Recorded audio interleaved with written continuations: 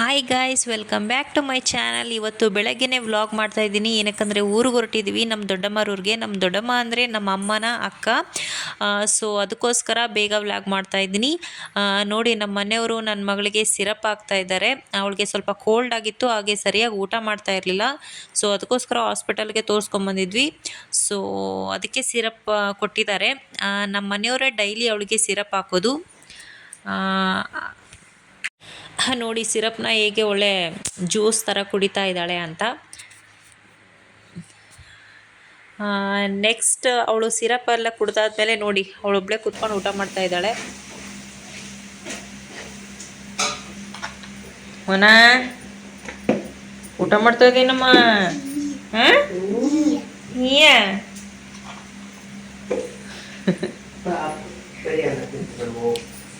ಪಾಪ, ಒಬ್ಬಳೇ ಊಟ ಮಾಡ್ತಿದ್ಯಾ?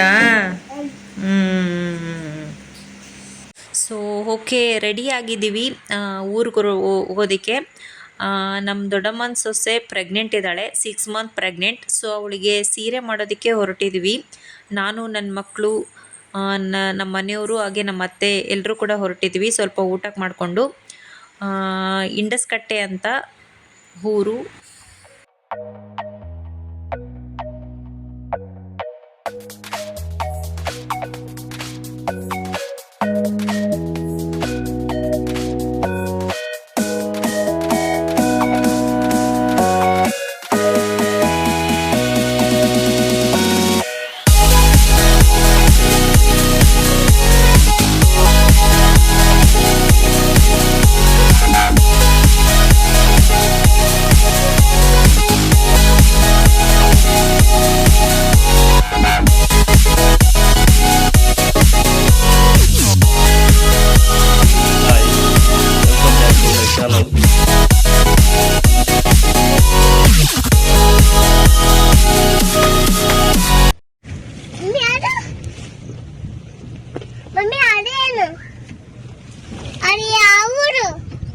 ಯಾವುದು?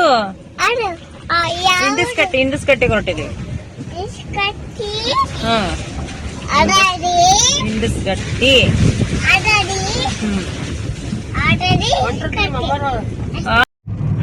Hi friends.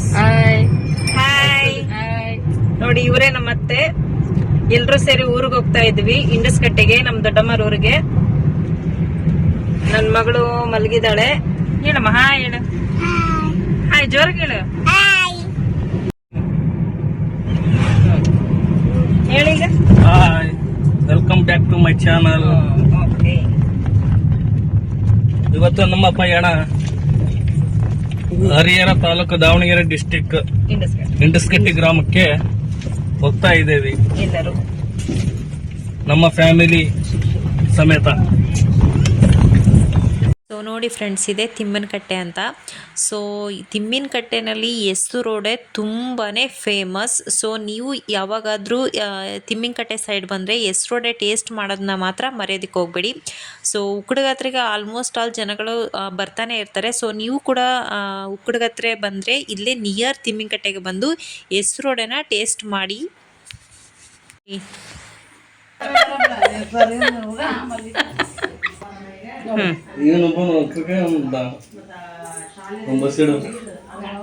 ಅಮ್ಮ ಬರಲ್ಲ ರಟಾಳಿಗೆ? ಅದಡಿಗೆ ಹೋಗ್ತೀಯಾ? ಅಜ್ಜಿ ಜೊತೆ ಹೋಗ್ತೀಯ ನೀನು? ಬರಲ್ವಾ ಊರಿಗೆ? ಸ್ಕೂಲ್ಗೆ ಯಾರು ಹೋಗ್ತಾರೆ? ಅದಡಿಗೂ ಸ್ಕೂಲ್ ಐತಾ? ಸೊ ನೋಡಿ, ಎಲ್ಲರೂ ಸೇರ್ಕೊಂಡಿದ್ದೀವಿ.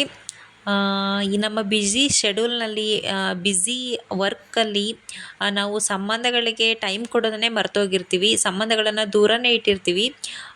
ಸೊ ಎಷ್ಟೇ ಬ್ಯುಸಿ ಇದ್ರೂ, ಎಷ್ಟೇ ವರ್ಕ್ ಇದ್ರೂ ಆವಾಗವಾಗ ನಿಮಗೆ ಆತ್ಮೀಯರಾದರು ಸಂಬಂಧಿಕರನ್ನ ಭೇಟಿಯಾಗೋದನ್ನ ಮರೆಯೋದಕ್ಕೆ ಹೋಗ್ಬೇಡಿ. ಆಗ ಭೇಟಿಯಾದಾಗ ಸಿಗೋ ಖುಷಿ ಎಲ್ಲೂ ಸಿಗೋದಿಲ್ಲ. ಸೊ ಸಂಬಂಧಗಳನ್ನು ಉಳಿಸಿಕೊಂಡೋಗಿ. ಸೊ ಹೋಗ್ತಾ ಹೋಗ್ತಾ ಸಂಬಂಧಗಳಿಗಿರೋ ವ್ಯಾಲ್ಯೂವೇ ಕಡಿಮೆ ಆಗ್ತಾ ಇದೆ. ನಮ್ಮ ಮುಂದಿನ ಪೀಳಿಗೆಗೆ ನಾವು ಸಂಬಂಧಗಳನ್ನು ಪರಿಚಯಿಸಬೇಕು ಅಂತಂದರೆ ನಾವು ಕೂಡ ಸಂಬಂಧಗಳನ್ನು ಉಳಿಸ್ಕೋಬೇಕು. ನಮ್ಮ ಮಕ್ಕಳಿಗೂ ಕೂಡ ಸಂಬಂಧಗಳನ್ನು ಪರಿಚಯ ಮಾಡಿಸ್ಬೇಕು.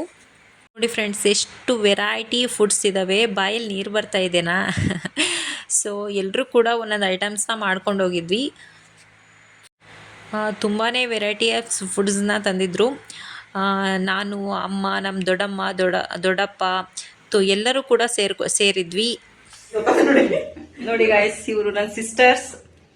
ಇವಳು ಉಷಾ ಅಂತ, ಇವಳು ಮಮತಾ ಅಕ್ಕ, ಇಬ್ರು ದೊಡ್ಡಮ್ಮನ ಮಕ್ಕಳು. Very close to my heart. Hi ಅಂದ್ರೆ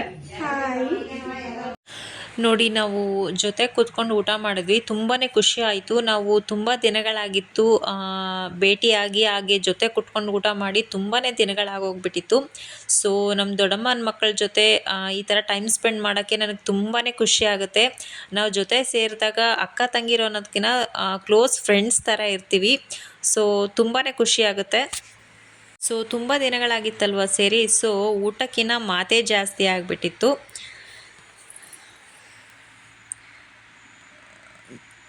ಇವಳೇ ನೋಡಿ ನಮ್ಮ ತಮ್ಮನ ಹೆಂಡತಿ, ಅಂದರೆ ನಮ್ಮ ದೊಡ್ಡಮ್ಮನ ಸೊಸೆ.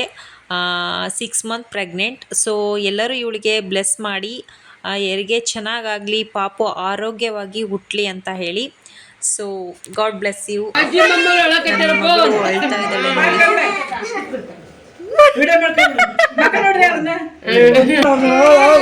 ನೋಡಿ ಫ್ರೆಂಡ್ಸ್. ಅಯ್ಯೋ ಪಾಪೆ.